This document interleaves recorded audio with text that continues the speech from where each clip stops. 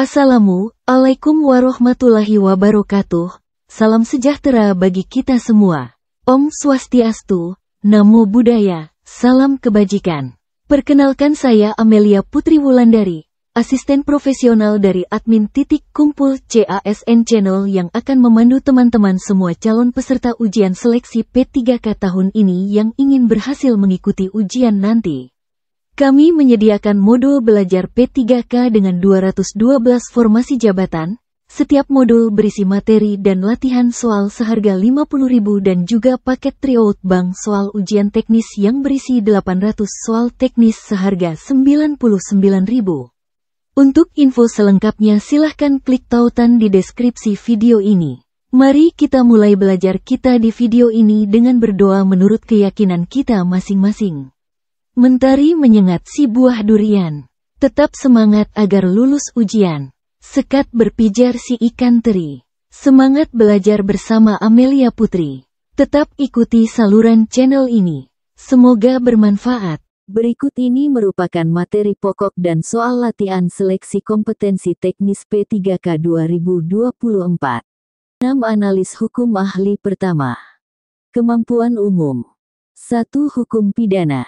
2. Hukum perdata. 3. Hukum acara. 4. Hukum tata negara.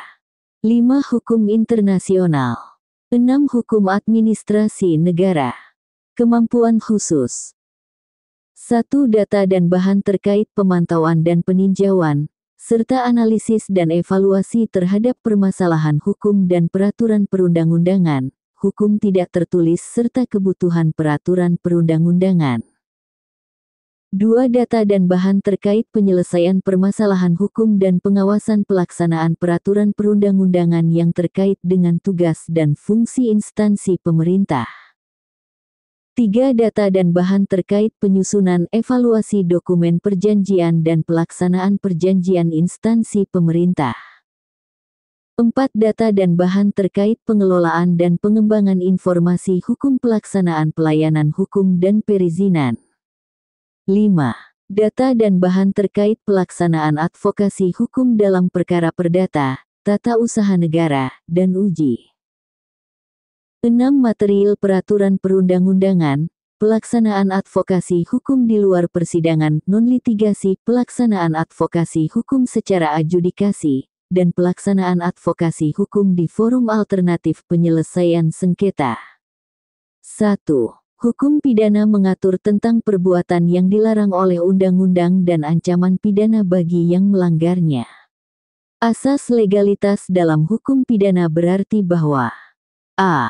Perbuatan pidana harus didasarkan pada undang-undang yang berlaku sebelum perbuatan itu dilakukan. b. Hakim dapat menentukan perbuatan yang dilarang berdasarkan kebiasaan masyarakat. c. Pelaku tindak pidana harus mempertanggungjawabkan perbuatannya secara moral. d. Ancaman pidana harus sesuai dengan tingkat kesalahan pelaku. e. Penegakan hukum pidana harus memperhatikan nilai-nilai yang hidup dalam masyarakat. Jawaban yang paling tepat dari soal di atas adalah a.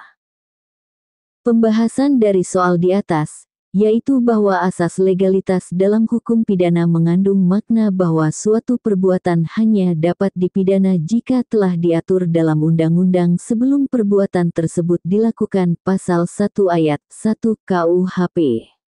Hal ini bertujuan untuk memberikan kepastian hukum dan mencegah kesewenang-wenangan dalam penerapan hukum pidana. 2. Dalam hukum perdata, perjanjian yang dibuat secara sah berlaku sebagai undang-undang bagi para pihak yang membuatnya. Hal ini dikenal dengan asas a. Konsensualisme, b. Itikat baik, c. Pacta sunt servanda, d. Kebebasan berkontrak, e. Kepercayaan. Jawaban yang paling tepat dari soal di atas adalah c. Pembahasan dari soal di atas, yaitu bahwa asas pacta sunt servanda berarti bahwa perjanjian yang dibuat secara sah berlaku sebagai undang-undang bagi para pihak yang membuatnya pasal 1338 ayat 1 KUH Perdata. Para pihak wajib mentaati dan melaksanakan isi perjanjian yang telah disepakati, selama tidak bertentangan dengan undang-undang, kesusilaan, dan ketertiban umum. 3. Dalam hukum acara perdata, gugatan dapat diajukan ke pengadilan negeri yang wilayah hukumnya meliputi a. Tempat tinggal tergugat, b.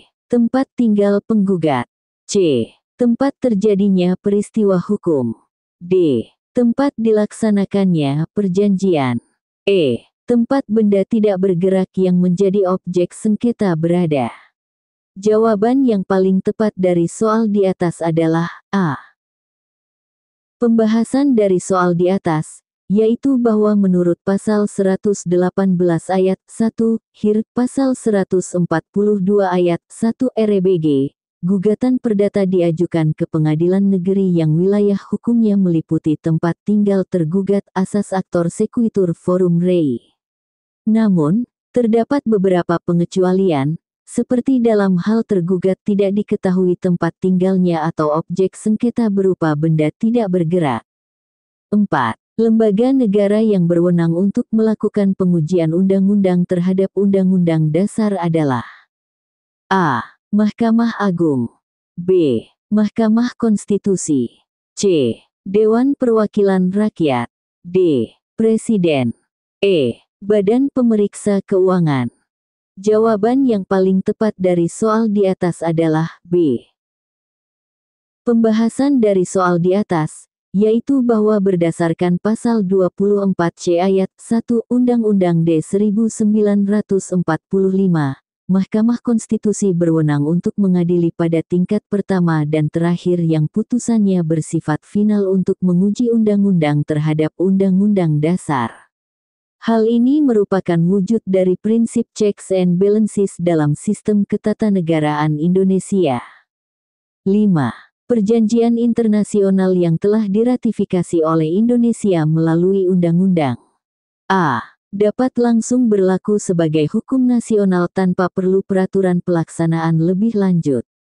b. Memerlukan peraturan pelaksanaan lebih lanjut agar dapat berlaku sebagai hukum nasional. c. Hanya mengikat pemerintah Indonesia dalam hubungan internasional, tidak mengikat warga negara. d. Dapat dibatalkan secara sepihak oleh pemerintah Indonesia tanpa persetujuan negara lain. E. Tidak dapat dijadikan dasar hukum dalam penyelesaian sengketa di pengadilan nasional. Jawaban yang paling tepat dari soal di atas adalah b. Pembahasan dari soal di atas, yaitu bahwa setelah diratifikasi melalui undang-undang, perjanjian internasional belum serta-merta dapat berlaku sebagai hukum nasional. Diperlukan peraturan pelaksanaan lebih lanjut, seperti peraturan pemerintah atau peraturan presiden, agar ketentuan dalam perjanjian internasional dapat diimplementasikan secara efektif dalam sistem hukum nasional. 6.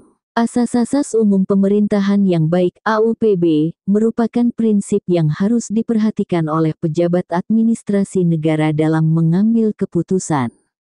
Salah satu AUPB adalah asas kepastian hukum, yang berarti a. Keputusan yang diambil harus memperhatikan keseimbangan antara kepentingan individu dan masyarakat. b.